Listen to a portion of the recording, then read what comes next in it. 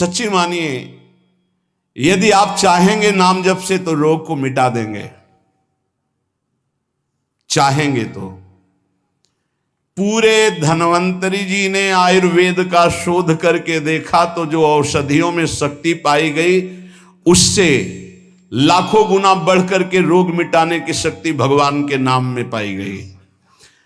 जैसे किसी वैज्ञानिक कैंसर के विशेषज्ञ जब उन्होंने सरकार की बात सुनी कि दतून करते हैं ऐसे, तो उन्होंने कहा इसका विज्ञान सपोर्ट नहीं करता है, क्योंकि विज्ञान प्राकृतिक बुद्धि का सपोर्ट करता है।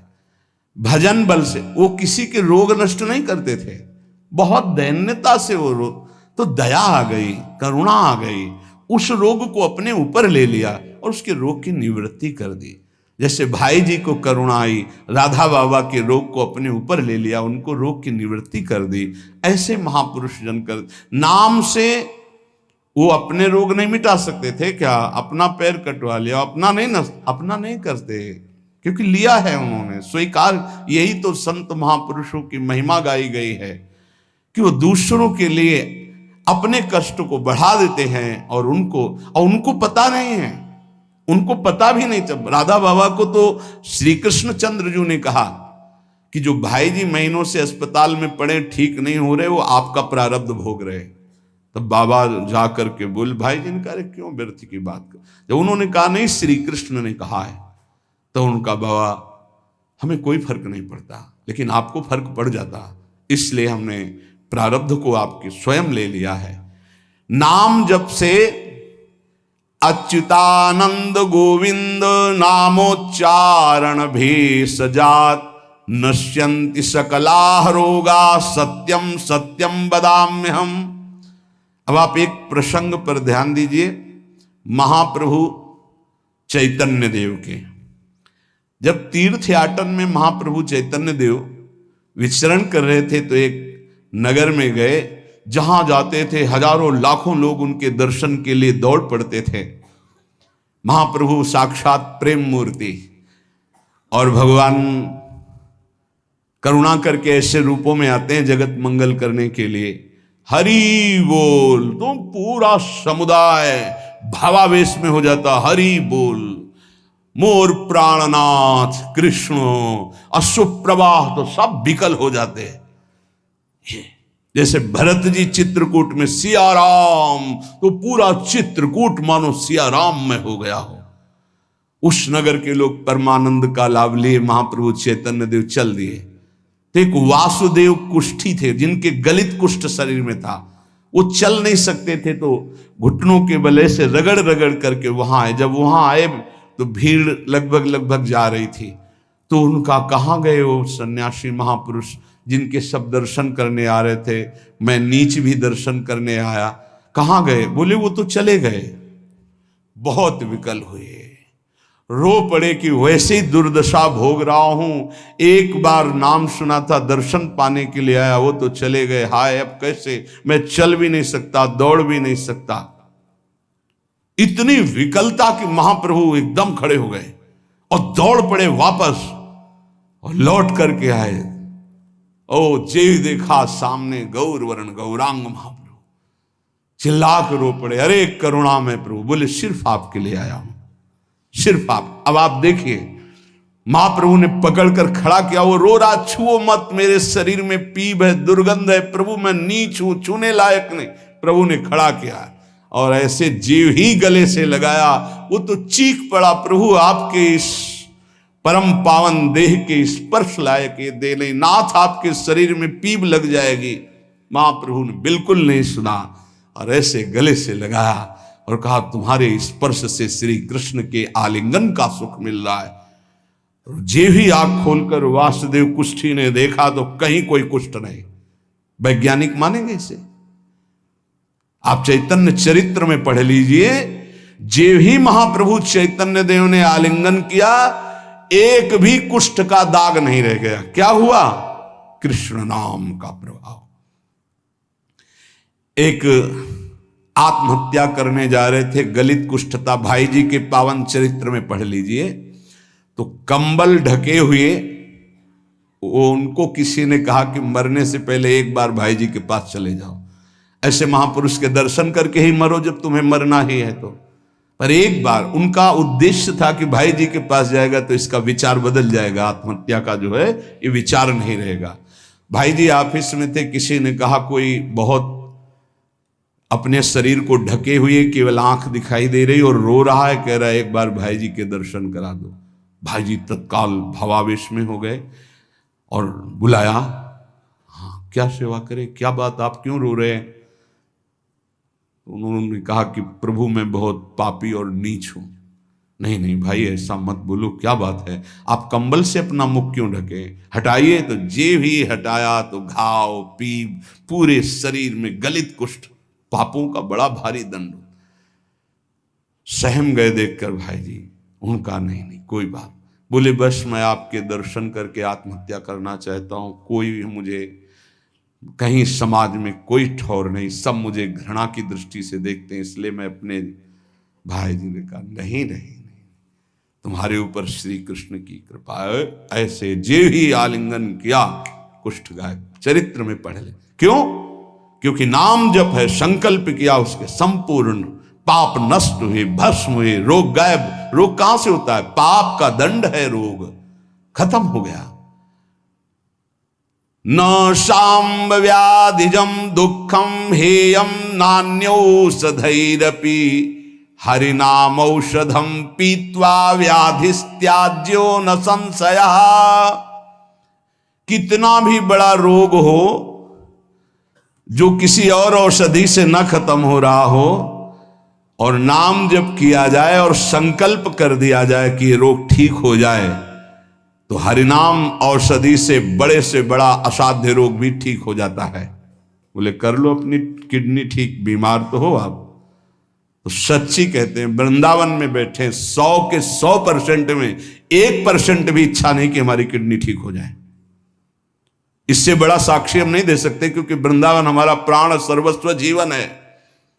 1% 100 में नहीं कि ठीक हो जाए, जैसे चला रहे वैसे चलाओ। अब इससे हमें ठीक होने का तात्पर्य नहीं, क्योंकि जो ठीक होना चाहिए वो ठीक हो गया। हम भले हैं, बुरे हैं, नीच हैं, अच्छे हैं, जैसे हैं, अपनी प्रियाजू के ठिकाना मिल गया गोरे चरणारविंद का, इसलिए इसकी जरूरत नहीं है। आप चाहे 100 वर्ष रखो, चाहे 1 सेकंड में इसको बुला लो, कोई परवाह नहीं इसकी।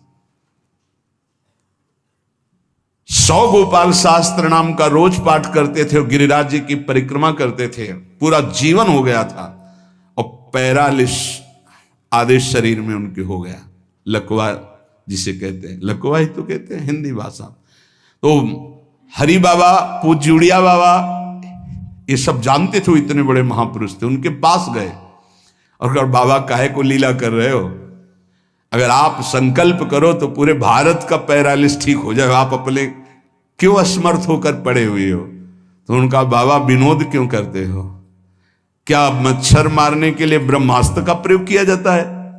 अरे ये शरीर छूटेगा आज नहीं तो कल, इसके लिए भगवान नाम और भजन का प्रयोग करें? नहीं। बाबा मुस्कुरा दिए।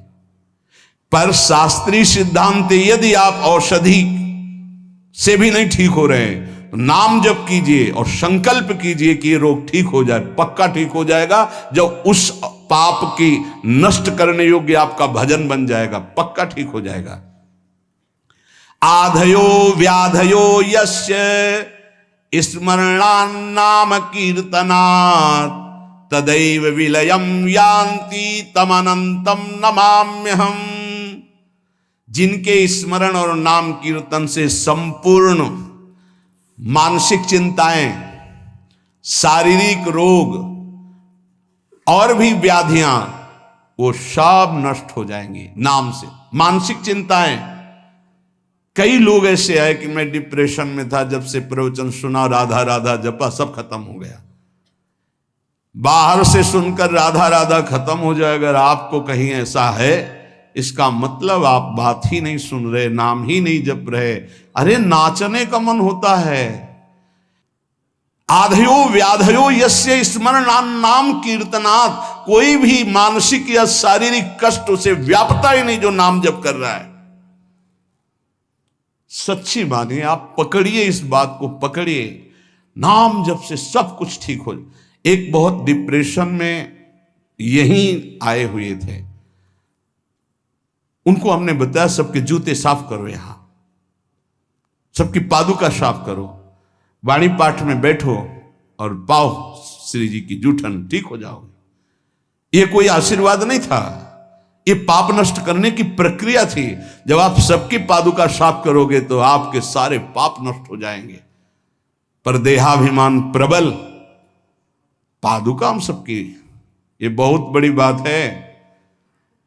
बड़े सौभाग्यशाली जिनको ये रहस्य पता चल जाए कि सब संतों के बाथरूम साफ करने का अवसर मिले, पादुका साफ करने का अवसर मिले, जूठन फेंकने का अवसर मिले, तो अहो भाग्य, जीत गए आप इस माया पर यह बात सबकी समझ में नहीं आएगी, क्योंकि अभिमान नष्ट होता है।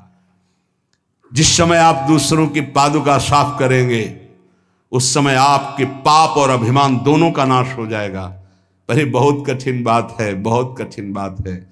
सब लोग खड़े हैं और आप उनकी पादुकाएं, और कोई कठिन बात नहीं। आप गुरुद्वारा जो साहब कहते हो, वहां चाहे आप जितने बड़े पदाधिकारी हो, वहां अगर सेवक हो तो वहां पहले जोरी सेवा मिलती, पादुका की सेवा करो, और सब करते हैं। सर्वरोगोपशमनम सर्वोपद्रवनाशनम शांतिदम सर्वरिष्टानाम हरे नामानुकीर्तनम। गंगा के किनारे पूज्य हरि बाबा विचरण कर रहे थे तो 10 गांव के लोग एकत्रित होकर आए और कहा, बाबा गंगा जी जब बढ़ती तो पूरा हाहाकार मच जाता है, हमारे खेत बह जाते हैं, गांव पूरा जीना मुश्किल हो जाता है। ना कोई इस बात को समझ पा रहा है और ना हम में कोई सामर्थ्य है। बाबा कृपा करो, आपके पास तो बहुत लोग आते रहते हैं। हरि बाबा विश्व प्रसिद्ध महापुरुष थे, उड़िया बाबा सदैव साथ रहते थे। अनूप शहर, हरि बाबा ने सबकी करुण पुकार सुनी तो बाबा ने कहा, हाँ हमारे पास एक बहुत बड़ा पावर है, नाम। सुनो, सबको साथ देना पड़ेगा। क्या? बोले बालू का बांध बांधेंगे। हमारे पास पैसा नहीं, हमारा कोई सहयोग नहीं, तो हम बालू का बांध। तो बोले बालू का बांध गंगा जी? बोले जहां नाम जप करके तसला रख दोगे बालू का, गंगा जी चाहे जितनी बाढ़े उसको काट नहीं सकती। तो जानते हो अब तो बहुत बड़ा बांध बना हुआ है, उसको हरि बाबा बांध से ही कहते हैं, हरि बाबा के नाम से ही बांध। पर बाबा ने पहला बांध जानते हो काहे को बनवाया? बालू का। भर भर के बालू, नाम उच्चारण हो रहा है, हरे कृष्ण हरे कृष्ण, बाबा यह कीर्तन करवाते थे। और ऐसे तसला फावड़े में भरा जा रहा है, कृष्ण कृष्ण कृष्ण, और रखा जाता है कृष्ण। बोले गंगा जी की सामर्थ्य नहीं कि काट दें। ऐसा ही हुआ, गंगा जी बहुत बढ़ी पर दिशा बदल दी, बांध का स्पर्श ही नहीं हुआ। और आगे चलकर जब पता चला कि बाबा ने ऐसा बांध, तो फिर सब मिलकर सरकार ने भी बहुत सुंदर बांध बना हुआ है, और वहाँ आज भी कीर्तन अखंड चलता रहता है। बहुत बड़े बड़े महापुरुष वहाँ बैठ करके साधन भजन भी किए।